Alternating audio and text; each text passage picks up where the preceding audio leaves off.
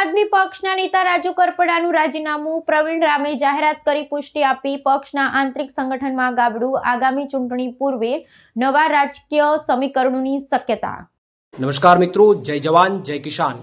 તાજેતરમાં રાજુભાઈ કરપડાના રાજીનામાના સમાચાર સાંભળીને હું વ્યક્તિગત રીતે ખૂબ દુઃખી છું, કારણ કે હળદર મુકામે મેં અને રાજુભાઈ બંનેએ ગુજરાતના ખેડૂતો માટે એક મજબૂત લડાઈ લડી, ગુજરાતના ખેડૂતો માટે એક મજબૂત અવાજ ઉઠાવવાનો અમે બંનેએ પ્રયત્ન કર્યો અને ત્યારબાદ આ ગુજરાતના ખેડૂતોની લડાઈને તોડી નાખવા માટે, ગુજરાતના ખેડૂતોની આ ક્રાંતિને પૂરી કરી દેવા માટે ગુજરાતની આ ભાજપ સરકારે મને અને રાજુભાઈને અને બીજા અન્ય નિર્દોષ ખેડૂતોને ષડયંત્ર કરી અને 108 દિવસ સુધી અમને જેલમાં ગોંધી રાખ્યા, ખોટી રીતે અમને જેલમાં નાખ્યા.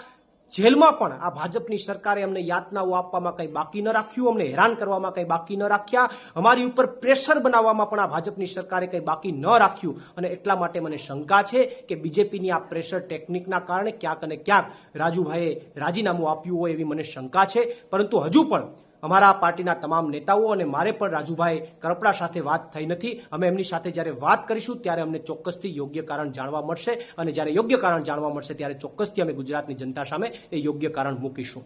આભાર. પ્રવીણ રામ, પ્રદેશ ફ્રન્ટલ અધ્યક્ષ, આમ આદમી પાર્ટી.